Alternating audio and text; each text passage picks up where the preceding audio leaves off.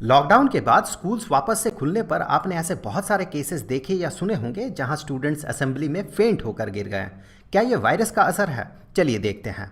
When blood को शरीर के अलग अलग हिस्सों से हार्ट तक पहुंचाता है। जब हम लंबे समय तक खड़े रहते हैं तब ग्रेविटी के कारण ब्लड पैरों के वेन्स में जमा होना शुरू हो जाता है, जिससे ब्रेन में ब्लड का फ्लो कम हो जाता है और ब्रेन को शॉक लगता है।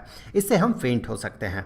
पर शरीर के पास इससे लड़ने का एक नेचुरल डिफेंस मैकेनिज्म है। ऐसे में बॉडी में रिलीज होता है एंजियोटेंसिन 2 और नॉरएपिनेफ्रिन जैसे हार्मोन्स, जो वेन्स को सिकुड़ देता है और हार्ट बीट को बढ़ा देता है, जिससे ब्लड फ्लो हार्ट और फिर ब्रेन तक हो पाता है। पर आपने तो सुना ही है कि शरीर अभ्यास का दास है। कोई अगर लंबे समय तक खड़ा होना बंद कर दे तो इन हार्मोन्स का सिक्रेशन कम हो जाता है। 2 साल के लॉकडाउन में बहुत सारे अभागों को खेलने कूदने का मौका नहीं मिला, जिसके कारण वे लंबे समय तक खड़ा होना झेल नहीं पा रहे हैं। चलिए हम सब प्रार्थना करें कि सभी को स्वाभाविक जीवन मिले।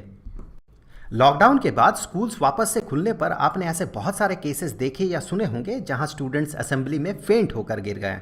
क्या ये वायरस का असर है? चलिए देखते हैं। वेन ब्लड को शरीर के अलग अलग हिस्सों से हार्ट तक पहुंचाता है। जब हम लंबे समय तक खड़े रहते हैं तब ग्रेविटी के कारण ब्लड पैरों के वेन्स में जमा होना शुरू हो जाता है, जिससे ब्रेन में ब्लड का फ्लो कम हो जाता है और ब्रेन को शॉक लगता है। इससे हम फेंट हो सकते हैं।